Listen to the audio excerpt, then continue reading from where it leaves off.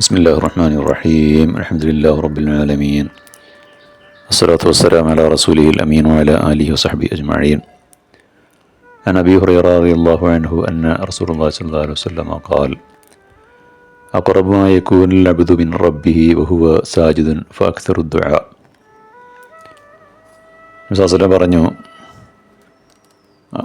അള്ളാഹുവിൻ്റെ അടിമ തൻ്റെ റബ്ബിനോട് ഏറ്റവും അടുക്കുന്നത് അവൻ സുജൂദിലായിരിക്കുകയാണ്. അതിനാൽ നിങ്ങൾ സുജൂദിൽ പ്രാർത്ഥനകൾ അധികരിപ്പിക്കുക, ദുആ അധികരിപ്പിക്കുക. പണ്ഡിതന്മാർ വിശദീകരിക്കുന്നത് 3 പ്രാവശ്യം നമസ്കാരത്തിൽ സുജൂദിൽ സുബ്ഹാന റബ്ബിയൽ അഅ്ല എന്ന് പറഞ്ഞതിന് ശേഷം ബാക്കിയുള്ള സമയങ്ങളിൽ ദുനിയാവിലെയും ആഖിറത്തിലെയും അനുഗ്രഹങ്ങൾക്ക് വേണ്ടി പ്രാർത്ഥിക്കാം എന്നാണ്. പ്രത്യേകിച്ച് സുന്നത്ത് നിസ്കാരങ്ങളിലും അതുപോലെ രാത്രി നിസ്കാരങ്ങളിലൊക്കെ അതിന് സാവകാശവും സമയവും ലഭിക്കുമല്ലോ. റസൂലുള്ളാഹി പറഞ്ഞതായിട്ട് സൗബാൻ റളിയല്ലാഹു അൻഹു പറയുന്നു, അള്ളാഹുവിന് ഏറ്റവും കൂടുതൽ ഇഷ്ടപ്പെട്ട കർമ്മം ഏതാണെന്ന് പറഞ്ഞു തരുമോ എന്ന് ഞാൻ നബിയോട് ചോദിച്ചു. അപ്പോൾ റസൂലുള്ളാഹി പറഞ്ഞു, നീ സുജൂദുകൾ വർദ്ധിപ്പിക്കുക, അതായത് സുന്നത്ത് നിസ്കാരങ്ങൾ വർദ്ധിപ്പിക്കുക. അള്ളാഹുവിന് നീ ചെയ്യുന്ന ഓരോ സുജൂദിനനുസരിച്ച് നിൻ്റെ പദവി ഉയർത്തപ്പെടുന്നതാണ്, നിൻ്റെ ഓരോ തെറ്റുകളും മായ്ക്കപ്പെടുന്നതുമാണ്. റബീഅത്ത് ബിൻ കഅബ് അസ്ലമി പറയുകയാണ്, ഞാൻ നബിയുടെ കൂടെ ഒരിക്കൽ രാത്രി താമസിച്ചു. നബിക്ക് നമസ്കരിക്കാൻ വേണ്ടി വുളു ചെയ്യാനുള്ള സൗകര്യങ്ങളൊക്കെ ഞാൻ ഒരുക്കി കൊടുത്തു. അപ്പോൾ നബി പറഞ്ഞു, നീ ചോദിച്ചോളൂ. ഞാൻ പറഞ്ഞു, താങ്കളുടെ സ്വർഗത്തിലുള്ള സഹവാസമാണ് ഞാൻ ചോദിക്കുന്നത്. അപ്പോൾ നബി ചോദിച്ചു, മറ്റെന്തെങ്കിലും? ഇല്ല, അത് മാത്രം മതി.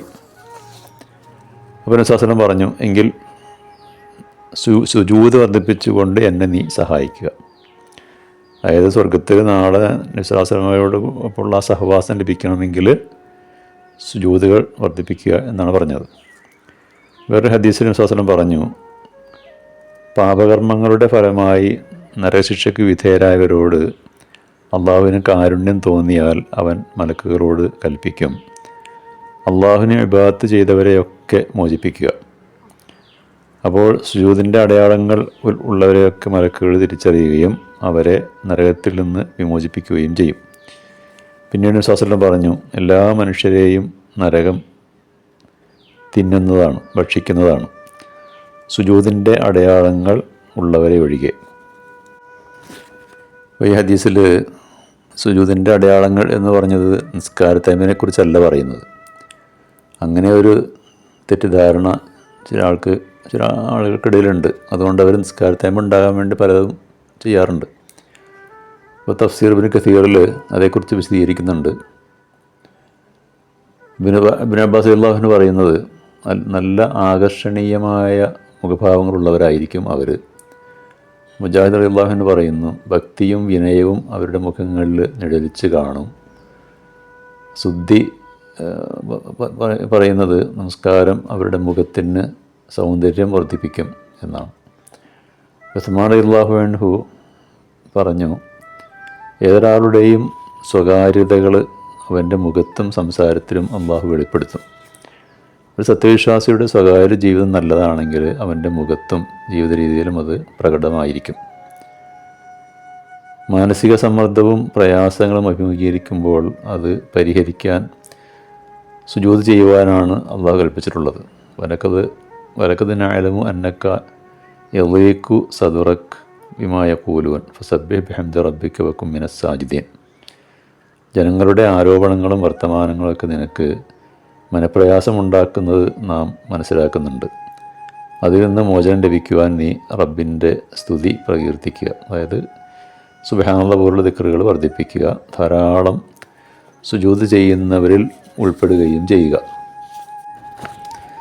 സുജൂദിൻ്റെ ഭൗതികമായ ഗുണങ്ങളെക്കുറിച്ച് പണ്ഡിതന്മാരും അതുപോലെ ഭിഷഗ്വരന്മാരുമൊക്കെ വിശദീകരിക്കുന്നുണ്ട്.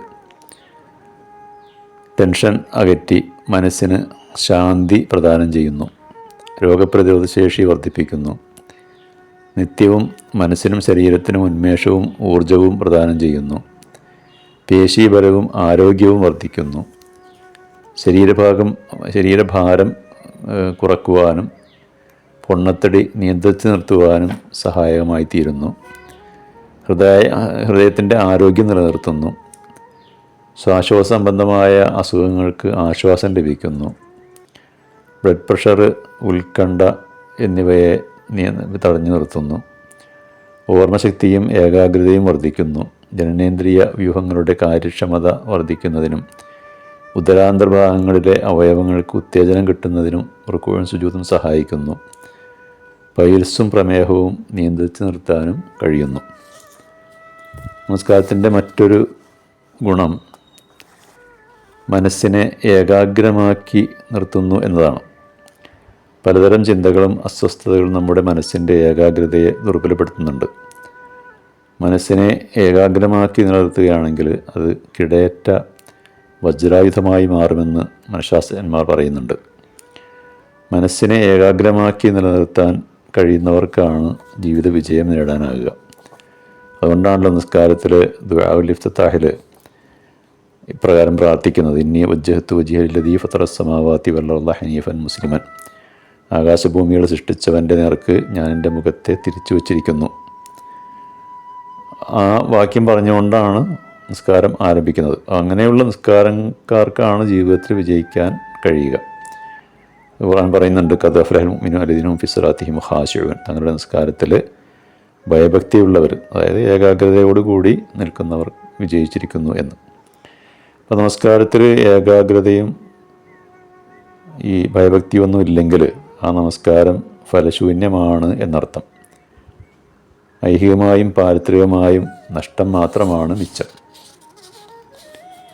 വില്യം മുൾട്ടൺ എന്ന മനഃശാസ്ത്രജ്ഞൻ ഇപ്രകാരം പറഞ്ഞു: ജീവിതത്തിൻ്റെ നാനാതുറകളിലും ഏകാഗ്രമായി ചിന്തിക്കാൻ കഴിവ് നേടിയവരാണ് മഹാന്മാർ.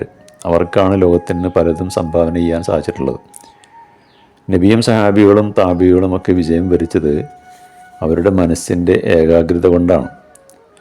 ഈ ഏകാഗ്രത കൈവരിക്കുന്നതിനുള്ള ഉത്തമ പരിശീലനമാണ് നിസ്കാരം. അത് ഖുർആൻ പറയുന്നുണ്ട്: വസ്തഈനു ബിസ്സബ്രി വസ്സലാ വഇന്നഹാ ലകബീറത്തുൻ ഇല്ലാ അലൽ ഖാശിഈൻ.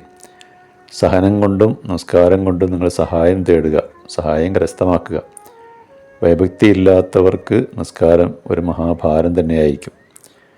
ചില ആളുകൾ ജനസേവനത്തിലും മറ്റ് സൽക്കർമ്മങ്ങളിലൊക്കെ പ്രവർത്തനങ്ങളൊക്കെ വളരെ ഊർജ്ജസ്വലമായിട്ട് രംഗത്തുണ്ടാകും. പക്ഷേ നിസ്കാരത്തിൽ അശ്രദ്ധയും അലംഭാവവും, അത് കൃത്യസമയത്ത് ജമാഅത്തായിട്ട് നിർവഹിക്കുന്നില്ല. അതുപോലെ തന്നെ ആ നമസ്കാരങ്ങളോടനുബന്ധിച്ചുള്ള സുന്നത്ത് നിസ്കാരങ്ങൾ, ദിക്ർ, ദുആകൾ, ഇതിലൊക്കെ അലംഭാവം. അപ്പോൾ ഇതൊക്കെ യഥാർത്ഥത്തിൽ അള്ളാഹുവോടുള്ള ഒരു അലംഭാവമായിട്ടാണ് കണക്കാക്കപ്പെടുക. ഇത്തരക്കാർ ശത്രുക്കളുടെ പ്രകോപനങ്ങൾക്കും പ്രലോഭനങ്ങൾക്കും വശംവദരാകുകയും മുന്നോട്ട് നീങ്ങാൻ കഴിയാത്ത ഒരു അവസ്ഥയിൽ എത്തിപ്പെടുകയും ചെയ്യും. അപ്പോൾ ഈ നമസ്കാരം, അതിലെ സുജൂദ്, അതിലെ പ്രാർത്ഥനകൾ, ഇതൊക്കെ അധികരിപ്പിക്കുന്നത് വഴി ഏതൊരാൾക്കും ഏകാഗ്രതയും അതുപോലെ തന്നെ ഊർജ്ജസ്വലതയും കൈവരിക്കാൻ സാധിക്കും എന്നാണ് ഈ ഇവിടെ ഉദ്ധരിച്ച ഹദീസുകളും അതേപോലെ ഖുർആൻ സൂക്തങ്ങളൊക്കെ നമ്മെ പഠിപ്പിക്കുന്നത്. അങ്ങനെയുള്ള സജ്ജനങ്ങളുടെ കൂട്ടത്തിൽ നമ്മെ ഉൾപ്പെടുത്തി അനുഗ്രഹിക്കുമാറാകട്ടെ. ആഖിറു ദഅ്വാനാ അനിൽ ഹംദുലില്ലാഹി റബ്ബിൽ ആലമീൻ.